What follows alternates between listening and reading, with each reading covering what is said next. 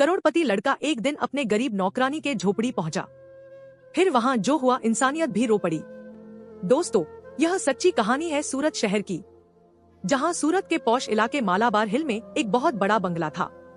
Krishna palace, संगमरमर की सीढ़ियां, कांच की दीवारें, महंगी गाड़ियां और हर कोने में चमक। लेकिन उस चमक के बीच रहने वाला मृदुल अंदर से बहुत खाली था। मृदुल करोड़पति बिजनेसमैन श्रीकांत मेहरा का इकलौता बेटा था। पैसे की कमी उसने कभी देखी ही नहीं। बचपन से ही हर चीज उसे बिना मांगे मिल जाती थी। महंगे स्कूल, विदेशी कपड़े, लग्जरी कार, क्लब, पार्टियां, सब कुछ। लेकिन उसके घर में काम करने वाले लोगों की दुनिया बिल्कुल अलग थी।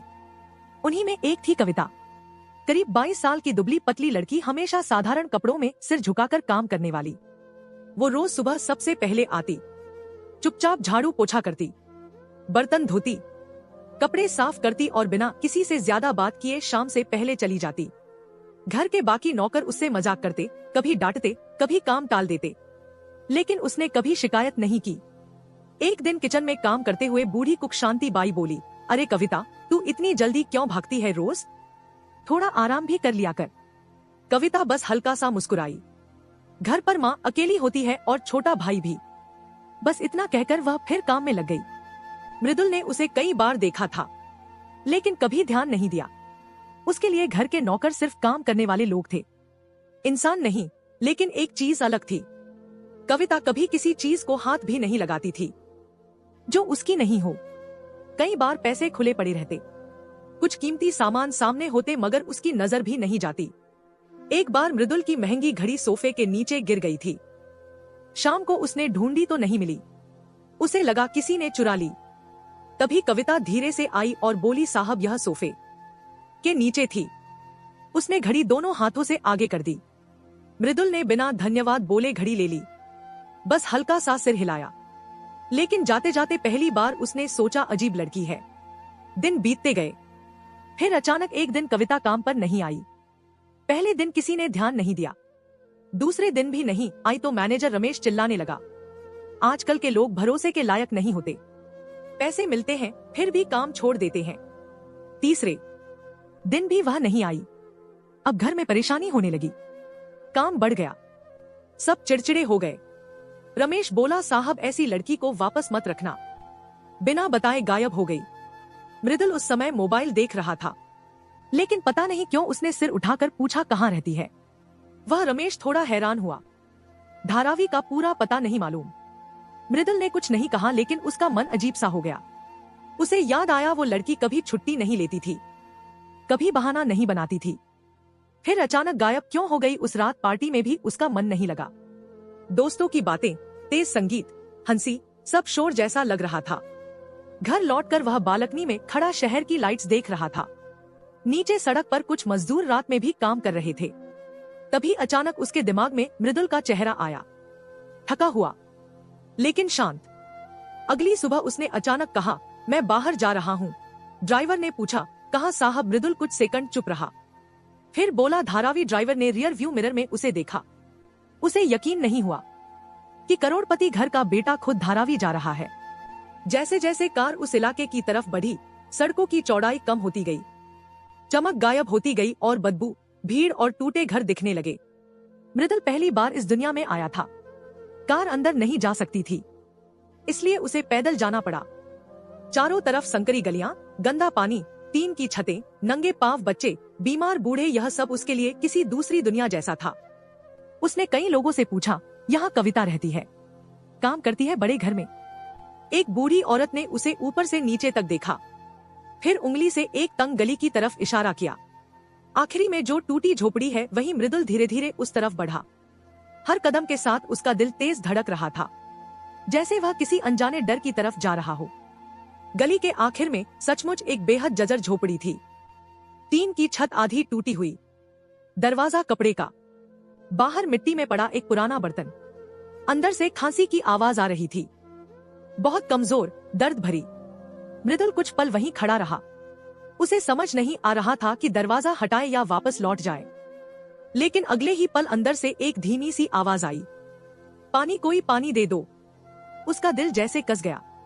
उसने कांपते हाथों से कपड़े का पर्दा हटाया और जैसे ही अंदर कदम रखा, जो दृश्य उसने देखा उसे देखकर उसके पैरों तले जमीन खिसक गई। झोपड़ी के अंदर घूप अंधेरा था। बस एक कोने में टूटी खिड़की से आती हल्की रोशनी सब कुछ दिखाने के लिए काफी थी। जमीन पर एक पुराना गद्दा बिछा था, जिस पर एक बूढ़ी औरत कंकाल जैसी हालत में पड़ी खांस रही थी। उसके होंठ सूख कर सफेद हो चुके थे, आंखें अंदर धंस गई थी और शरीर इतना कमजोर था कि जैसे हड्डियों पर सिर्फ चमड़ी रह गई हो। पास ही एक छोटा सा लड़का बैठा था, जो डर और भूख से चुपचाप उस औरत को देख रहा था। उसके सामने एक खाली लोटा रखा था, शायद उसी से वह पानी देने की कोशिश कर रहा था, लेकिन लोटा बिल्कुल सूखा था। झोपड़ी में खाने की कोई चीज नहीं थी, ना चूल्हे में राख, ना बर्तन में दाल, ना कहीं अनाज का दाना। मृदुल कुछ पल तक वहीं खड़ा रह गया, जैसे उसके शरीर ने काम करना बंद कर दिया हो। उसे पहली बार समझ आया कि गरीबी कैसी दिखती है, कैसी महकती है और कितनी चुपचाप इंसान को तोड़ देती है। तभी वह बूढ़ी औरत फिर कराही। पानी उसकी आवाज इतनी धीमी थी कि जैसे हर शब्द निकालने में उसकी जान जा रही हो। मृदुल ने तुरंत चारों तरफ देखा। कोने में एक टूटी बाल्टी में थोड़ा गंदा पानी था। उसने बिना सोचे वही पानी लोटे में भरा और धीरे से उस औरत के होठों से लगाया। बूढ़ी औरत ने कांपते हाथों से लोटा पकड़ने की कोशिश की, लेकिन ताकत नहीं थी। मृदुल ने ही सहारा देकर उसे पानी पिलाया। पानी के 2 घूंट अंदर जाते ही उसकी आंखों से आंसू बहने लगे, जैसे किसी ने उसे नई जिंदगी दे दी हो। तभी झोपड़ी के दरवाजे पर आहट हुई। मृदुल ने पलट कर देखा। दरवाजे पर कविता खड़ी थी। उसके हाथ में दवाई का छोटा सा पैकेट और आधा भरा पानी का बोतल था। उसे सामने मृदुल को देखकर ऐसा लगा जैसे उसकी सांस रुक गई हो। कुछ पल तक दोनों बस एक दूसरे को देखते रहे। कविता की आंखों में डर, शर्म और घबराहट सब एक साथ था। उसने जल्दी से अंदर आकर बोतल जमीन पर रख दी और माँ के पास बैठ गई। माँ, पानी ले आई हूँ। उसकी आवाज कांप रही थी। फिर धीरे से उसने माँ का सिर अपनी गोद में रखा और बोतल से पानी पिलाने लगी। बूढ़ी औरत ने मुश्किल से आंखें खोलकर बेटी को देखा, जैसे उसे पहचानने में भी ताकत लग रही हो। मृदुल अभी भी स्तब्ध खड़ा था। उसे समझ नहीं आ रहा था कि क्या कहे, क्या पूछे। यह वही लड़की थी जो उसके घर में चुपचाप काम करती थी, और यहाँ उसकी जिंदगी इतनी भयानक हालत में थी। उसने धीमी आवाज में पूछा, तुम काम पर क्यों नहीं आई? कविता ने उसकी तरफ देखे बिना जवाब दिया। माँ बीमार है, बस इतना ही। उसके शब्द छोटे थे, लेकिन उनमें इतना दर्द था कि मृदुल के पास आगे कुछ पूछने की हिम्मत नहीं बची। तभी छोटा लड़का धीरे से बोला, दीदी, भूख लगी है। उसकी आवाज इतनी मासूम और कमजोर थी कि सुनते ही मृदुल के सीने में कुछ टूट सा गया। कविता ने तुरंत उसका सिर सहलाया। बस अभी कुछ लाती हूँ। लेकिन वह जानती थी कि झोपड़ी में कुछ भी नहीं है। मृदुल ने चारों तरफ फिर देखा। सचमुच खाने की एक भी चीज नहीं थी। उसे याद आया कि वह घर से निकलते समय बस फोन और वॉलेट लेकर आया था। उसने जेब से पैसे निकालकर कविता की तरफ बढ़ाए। यह रखो, खाना ले आओ। कविता ने तुरंत हाथ पीछे कर लिए, जैसे पैसे छूना भी गलत हो। नहीं साहब, मैं संभालूंगी। उसकी आवाज में विनम्रता थी, लेकिन स्वाभिमान भी उतना ही मजबूत था। मृदुल को पहली बार समझ आया कि गरीबी इंसान को छोटा नहीं बनाती, हालात बनाते हैं। उसने थोड़ा सख्त होकर कहा, यह मदद नहीं है, अभी जरूरत है। गौरी ने कुछ नहीं कहा। उसकी आंखों में आंसू भर आए, लेकिन उसने पैसे फिर भी नहीं लिए। तभी बूढ़ी औरत ने कमजोर आवाज में कहा, ले ले बेटा, बच्चे भूखे हैं। यह सुनते ही कविता टूट गई। उसने कांपते हाथों से पैसे ले लिए और सिर झुका लिया। उसकी आंखों से आंसू टपक कर जमीन पर गिर रहे थे। मृदुल को ऐसा लगा जैसे उन आंसुओं की आवाज पूरे कमरे में गूंज रही हो। उसने तुरंत कहा, मैं बाहर से खाना लेकर आता हूँ। बिना जवाब का इंतजार किए वो बाहर निकल गया। गली में आते ही उसे लगा जैसे सांस लेना मुश्किल हो रहा है। कुछ ही देर पहले वह जिस दुनिया से आया था वह अब बहुत दूर लग रही थी। उसने पास की दुकान से जितना मिल सकता था सब खरीद लिया। चावल, दाल, दूध, ब्रेड, बिस्कुट, फल, दवाइयाँ। दुकानदार भी हैरान था कि इतना महंगा कपड़े पहना लड़का धारावी में इतना सामान क्यों खरीद रहा है। जब वह वापस झोपड़ी में पहुंचा तो छोटा लड़का उसकी तरफ ऐसे देख रहा था जैसे किसी फरिश्ते को देख रहा हो। कविता ने चुपचाप सामान लिया और तुरंत चूल्हा जलाने लगी। थोड़ी ही देर में झोपड़ी में पहली बार खाने की खुशबू फैलने लगी। बूढ़ी माँ की आंखों में भी चमक लौट आई और छोटा भाई चुपचाप बैठा इंतजार करने लगा। मृदुल दरवाजे के पास खड़ा यह सब देख रहा था। उसे पहली बार लगा कि असली खुशी क्या होती है, जब कोई भूखा पेट भरकर खा सके। जब खाना तैयार हुआ तो कविता ने सबसे पहले माँ को खिलाया, फिर भाई को और सबसे आखिर में खुद खाने बैठी। मृदुल ने पूछा, तुमने पहले क्यों नहीं खाया? उसने कहा, इनके बिना मेरा पेट कैसे भर सकता है। यह सुनकर मृदुल के अंदर कुछ गहराई से हिल गया। उसे अचानक महसूस हुआ कि इस छोटी सी झोपड़ी में रहने वाले लोग उससे कहीं ज्यादा अमीर हैं, क्योंकि इनके पास एक दूसरे के लिए सच्चा प्यार है। वो धीरे से बाहर निकलने लगा, लेकिन तभी पीछे से कविता की आवाज आई, साहब। वो रुका। उसने मुड़कर देखा तो कविता खड़ी थी, आंखों में कृतज्ञता और संकोच दोनों। उसने धीमे से कहा, आज अगर आप नहीं आते तो शायद। वो आगे नहीं बोल पाई। उसकी आवाज रुक गई, लेकिन बात पूरी हो गई थी। मृदुल ने कुछ नहीं कहा। उसके पास शब्द नहीं थे। वो बस चुपचाप बाहर निकल गया। लेकिन जाते जाते उसे महसूस हुआ कि आज उसकी जिंदगी की दिशा बदल चुकी है, क्योंकि पहली बार उसने पैसे से नहीं, इंसानियत से किसी को बचाया था। बाहर निकलते के बाद मृदुल कुछ देर वहीं गली में खड़ा रह गया। उसके हाथ अभी भी कांप रहे थे और दिल बहुत तेज धड़क रहा था। आसपास वही बदबू, वही गंदगी, वही शोर था। लेकिन अब उसे कुछ भी वैसा नहीं लग रहा था जैसा आते समय लगा था। अब हर चीज में उसे दर्द दिख रहा था, मजबूरी दिख रही थी। उसने कार तक पहुंचकर दरवाजा खोला, लेकिन अंदर बैठने से पहले एक बार फिर पीछे मुड़कर उस तंग गली की तरफ देखा जहां वो झोपड़ी थी। उसे लगा जैसे उसका एक हिस्सा वहीं छूट गया हो। कार चल पड़ी, लेकिन रास्ते भर मृदुल चुप रहा। ड्राइवर ने कई बार रियर व्यू मिरर में उसे देखा, पर कुछ पूछने की हिम्मत नहीं हुई। घर पहुंचते ही नौकरों ने दरवाजा खोला। एसी की ठंडी हवा चेहरे से टकराई, लेकिन उसे राहत नहीं मिली। वह सीधे अपने कमरे में चला गया और दरवाजा बंद कर लिया। कमरे में सब कुछ वैसा ही था, महंगा फर्नीचर, बड़ी स्क्रीन, मुलायम बिस्तर। लेकिन आज उसे यह सब बोझ जैसा लग रहा था। उसे बार बार वही दृश्य याद आ रहा था, सूखी हुई बूढ़ी मां, भूखा छोटा भाई और कविता की झुकी हुई आंखें। उसने सिर पकड़ लिया।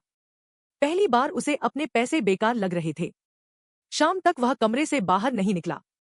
नीचे डाइनिंग टेबल पर तरह तरह के पकवान लगे थे, लेकिन उसे भूख नहीं थी। उसने बस पानी पिया और फिर बालकनी में जाकर खड़ा हो गया।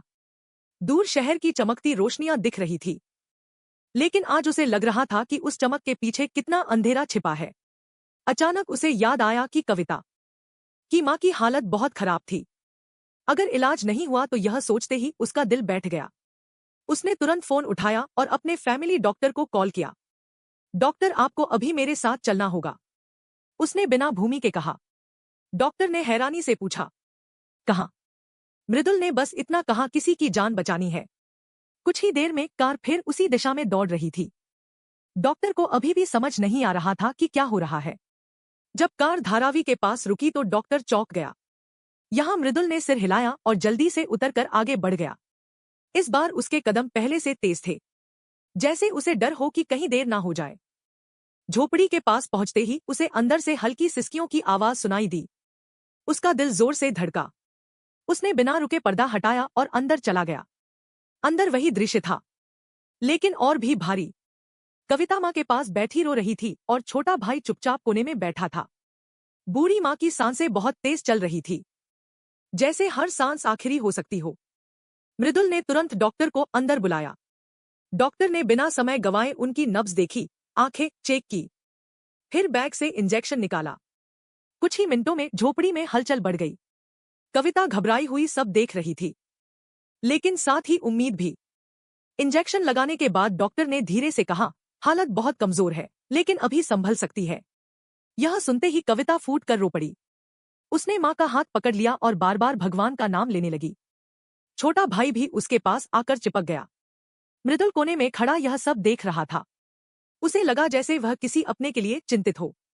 डॉक्टर ने कुछ दवाइयां दी और सख्त आवाज में कहा, खाना में जाकर खड़ा हो गया।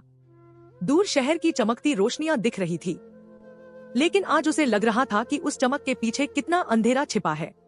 अचानक उसे याद आया कि कविता की मां की हालत बहुत खराब थी। अगर इलाज नहीं हुआ तो यह सोचते ही उसका दिल बैठ गया। उसने तुरंत फोन उठाया और अपने फैमिली डॉक्टर को कॉल किया। डॉक्टर आपको अभी मेरे साथ चलना होगा, उसने बिना भूमि के कहा। डॉक्टर ने हैरानी से पूछा, कहाँ? मृदुल ने बस इतना कहा, किसी की जान बचानी है। कुछ ही देर में कार फिर उसी दिशा में दौड़ रही थी। डॉक्टर को अभी भी समझ नहीं आ रहा था कि क्या हो रहा है। जब कार धारावी के पास रुकी तो डॉक्टर चौंक गया। यहाँ मृदुल ने सिर हिलाया और जल्दी से उतरकर आगे बढ़ गया। इस बार उसके कदम पहले से तेज थे, जैसे उसे डर हो कि कहीं देर ना हो जाए। झोपड़ी के पास पहुंचते ही उसे अंदर से हल्की सिसकियों की आवाज सुनाई दी। उसका दिल जोर से धड़का। उसने बिना रुके पर्दा हटाया और अंदर चला गया। अंदर वही दृश्य था, लेकिन और भी भारी। कविता माँ के पास बैठी रो रही थी और छोटा भाई चुपचाप कोने में बैठा था। बूढ़ी माँ की सांसें बहुत तेज चल रही थी, जैसे हर सांस आखिरी हो सकती हो। मृदुल ने तुरंत डॉक्टर को अंदर बुलाया। डॉक्टर ने बिना समय गवाए उनकी नब्ज देखी, आंखें चेक की, फिर बैग से इंजेक्शन निकाला। कुछ ही मिनटों में झोपड़ी में हलचल बढ़ गई। कविता घबराई हुई सब देख रही थी, लेकिन साथ ही उम्मीद भी। इंजेक्शन लगाने के बाद डॉक्टर ने धीरे से कहा, हालत बहुत कमजोर है, लेकिन अभी संभल सकती है। यह सुनते ही कविता फूट कर रो पड़ी। उसने माँ का हाथ पकड़ लिया और बार बार भगवान का नाम लेने लगी। छोटा भाई भी उसके पास आकर चिपक गया। मृदुल कोने में खड़ा यह सब देख रहा था। उसे लगा जैसे वह किसी अपने के लिए चिंतित हो। डॉक्टर ने कुछ दवाइयाँ दी और सख्त आवाज में कहा, खाना और दवा समय पर मिलती रहे तो ठीक हो जाएंगी। नहीं तो वो वाक्य पूरा नहीं कर पाया, लेकिन बात साफ थी। मृदुल ने तुरंत कहा, जो भी जरूरत हो मैं करूंगा। डॉक्टर ने उसे देखा जैसे पहली बार समझा हो कि यह लड़का यहाँ क्यों आया है। डॉक्टर के जाने के बाद झोपड़ी में कुछ देर के लिए सन्नाटा छा गया। कविता ने आंसू पोंछे और धीमे से कहा, आपने इतना सब क्यों किया साहब? उसके सवाल में हैरानी भी थी और डर भी, जैसे वह किसी कीमत की आशंका कर रही हो। मृदुल। देर बाद कविता ने धीमे से कहा, साहब इतना सब मत किया कीजिए, हम आदी नहीं हैं। मृदुल बोला, यह दान नहीं, जरूरत है। तभी उसकी नजर एक पुरानी फोटो पर पड़ी। उसने पूछा, यह कौन? कविता बोली, पापा है, 2 साल पहले चले गए। मृदुल समझ गया कि उसी के जाने के बाद सब बिखर गया। तभी बाहर से लोगों की फुसफुसाहट आने लगी। कोई कह रहा था, लड़की ने बड़ा आदमी फंसा लिया। किसी ने हंसते हुए कुछ और कहा। यह बातें अंदर तक सुनाई दे रही थी। कविता का चेहरा झुक गया। उसने धीमे से कहा, आप अब मत आया कीजिए, लोग गलत बोल रहे हैं। उसके शब्द दर्द से भरे थे। मृदुल ने पहली बार महसूस किया कि समाज की नजर मदद से ज्यादा भारी होती है। उसने कहा, अगर मैं नहीं आऊंगा तो इलाज कैसे होगा? कविता चुप रही। तभी माँ बोली, लोग तो कुछ भी कहेंगे बेटा, भूखे को खाना देने वाला भगवान होता है। यह सुनते ही कविता रो पड़ी। छोटा भाई मृदुल का हाथ पकड़कर बोला, भैया आप आना, हमें अच्छा लगता है। मृदुल ने गहरी सांस लेकर कहा, मैं आता रहूंगा, क्योंकि मैं खुद को रोक नहीं पा रहा। शायद यह सिर्फ दया नहीं, अपनापन था। कविता ने पहली बार हल्की मुस्कान दी जो आंसुओं से भीगी थी। शाम होने लगी। जाते समय माँ ने आशीर्वाद दिया, खुश रहो बेटा।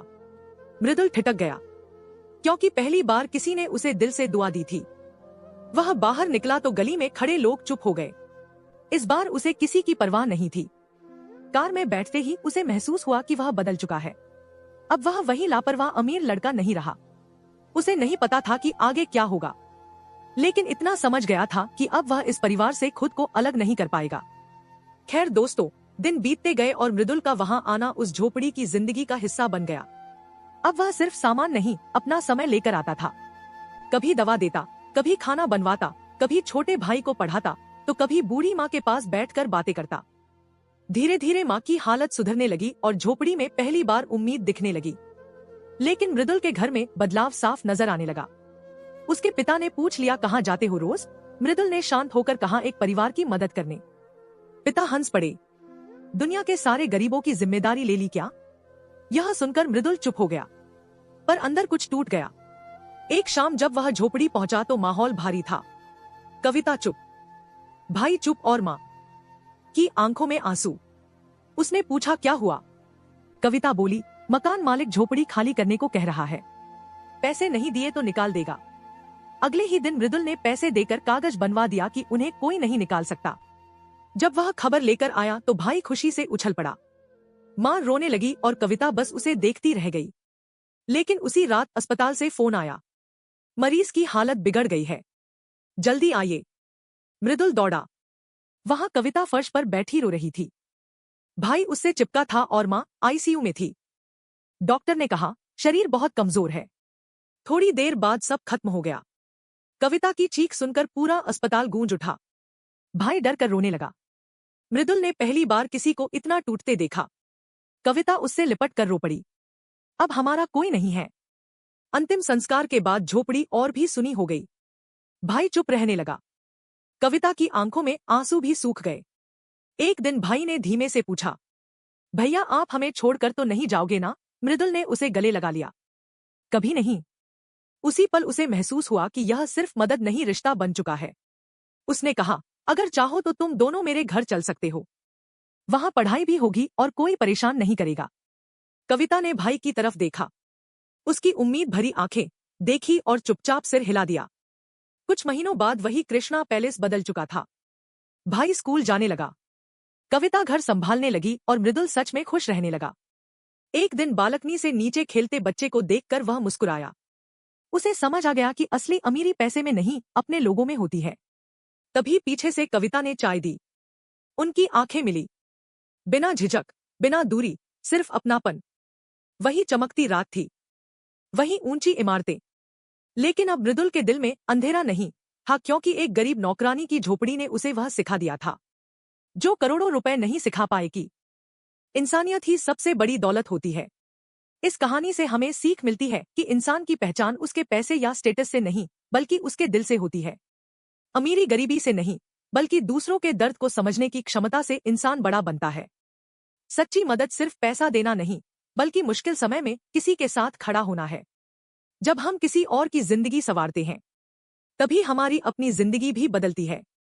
लेकिन अब आप बताइए, अगर आप मृदुल की जगह होते तो क्या आप भी उस झोपड़ी तक जाते? क्या आप किसी अनजान गरीब परिवार की जिम्मेदारी उठाने की हिम्मत कर पाते? जब समाज उल्टी बातें करता। और आपके अनुसार इस कहानी में सबसे बड़ा त्याग किसका था, मृदुल का या कविता का? और अगर कहानी ने आपके दिल को छुआ हो तो इसे जरूर लाइक करें, अपने दोस्तों और परिवार के साथ शेयर करें, ताकि इंसानियत की यह कहानी ज्यादा से ज्यादा लोगों तक पहुंच सके। ऐसे ही सच्ची, भावुक और दिल को छू लेने वाली कहानियां सुनने के लिए चैनल को सब्सक्राइब करना ना भूलें। मिलेंगे अगली कहानी में, तब तक अपना ख्याल रखें।